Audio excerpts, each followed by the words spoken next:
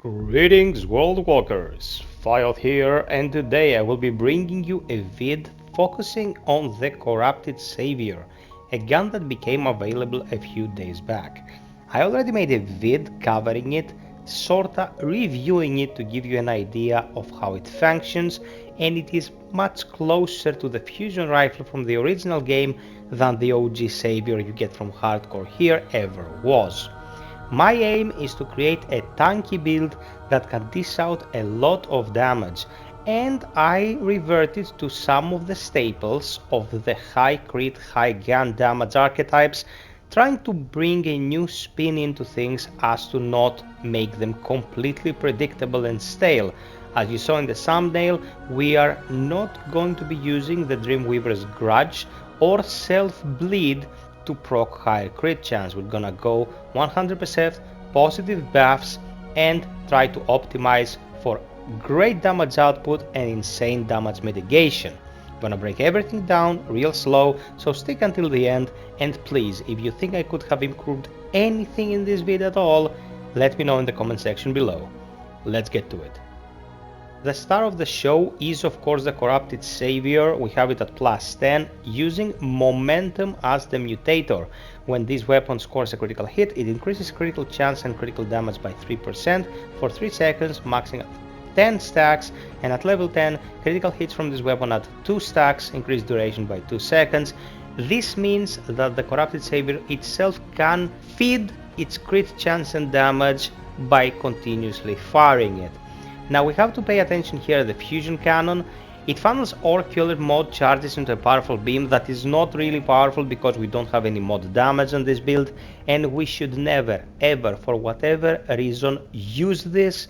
It takes away all our charges, tanking the RPS of the weapon, making the build useless. So forget you even have this mod, and for our secondary guns mod we're gonna go 100% utility.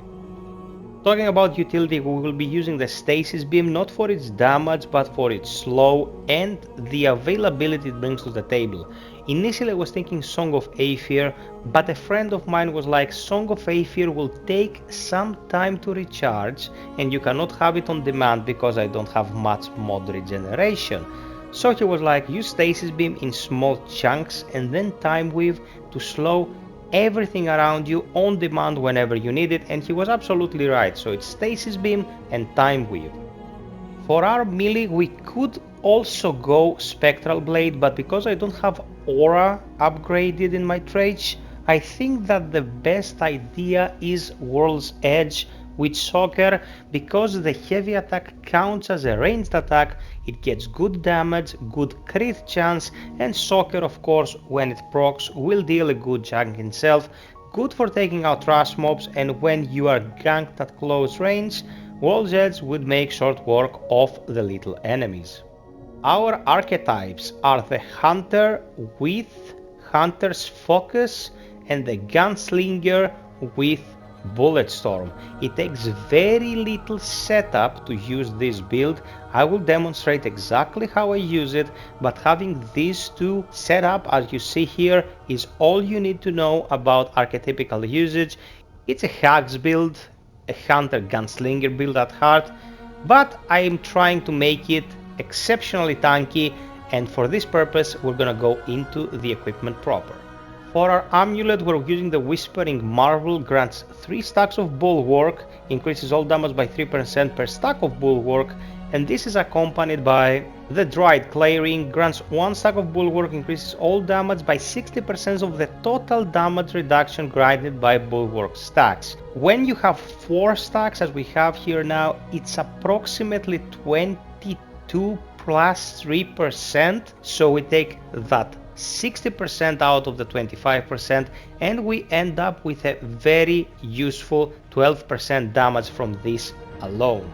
Then we go Burden of the Destroyer, gives you 15% all damage by taking away 25% of our range, but this does not matter at all because we're using Hunter Gunslinger. Not only do we have insane range but also insane ammo backups to fall back to if we need to spray a lot, and on the higher difficulty settings, because enemies have a ton of HP, you will need a lot of ammo to take them down. Zania's Malice is insane, dealing weak spot damage increases weak spot damage by 10% for 7 seconds, stacking 3 times, that is 30% more weak spot damage, paired with the probability core that increases crit damage by 30%. So your crits are gonna hit a lot, and your weak spot crits are gonna hit a lot. That adds to a lot of damage that we'll be demonstrating here in a bit. For our Relic, we want the Tranquil Heart with Mythic weak spot damage, Mythic raid critical damage, and Mythic raid critical chance. This gives us 2 health regeneration, and in this build, since we are not using insta heals, we will be relying on a couple of things to keep us alive. This health regeneration here is crucial, so keep it in mind.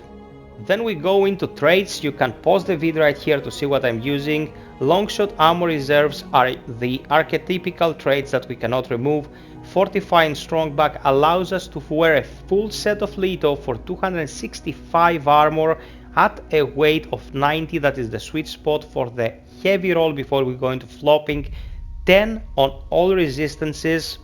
Regrowth of regeneration. Triage will up all our passive healing. It helps regrowth, it helps our heart, so the health regeneration, as you can see here, is pretty nutty. Full vigor, full endurance, full expertise, full bark skin, full fitness, and 5 footwork. If you're asking about fitness, fat roll is always going to be fat roll.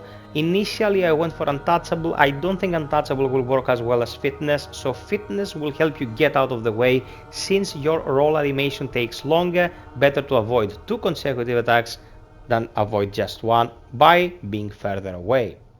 Verdant Tea will also help us immensely with stamina recovery and reduces penalties for stamina regeneration by 50%. Awesome for this kind of build because we're wearing heavy armor. When everything is said and done, as you can see here, our total damage reduction is 70.8%, which is nuts. What is this build about though? This build is about a huge ass of damage output, and without the damage output we're not doing jack poo-poo. It's time I demonstrate the power of the build. So the setup is very simple. It goes as follows. You start by activating Focus, then you activate your Relic, then Bulletstorm, give it half a second to aim down, start unloading, and you get 820 by bullet for as long as your Relic is active, and this will fall down to 770 for the duration of your focus. By hitting these crits again and again, your focus will have a lot of leeway. As you can see at the bottom of the screen, we are still running, and it will continue to run for about 15 seconds more, clocking at an insane total duration and insane damage output. Momentum keeps doing its job, getting the crit chance high, and even if you cannot hit all crits, the damage and crits you're getting are simply insane. When you run out of your focus, you will be about 60% in your Bulletstorm again, and of course your focus will take a time to come back, but it's all good because you don't really have to rely on any of these things. It's just the optimization for the boss damage that we're looking for here. Also, reloads are super snappy because of Gunslinger, just an added bonus on top of your awesomeness cake. So this is it, World Walkers, my brutal savior build, one that is 100% focused on using this amazing monstrosity right here. I love that they brought it back. It was one of my favorites in the first game. I hated the OG savior, and thankfully this has come our way and we can now enjoy it. You can find my vid on reviewing the corrupt savior right here. Let me know if you would like me to try any different builds and optimize them, or change even this one to something more efficient. Until next time, be well, stay frosty, and always strive for perfection. Cheers!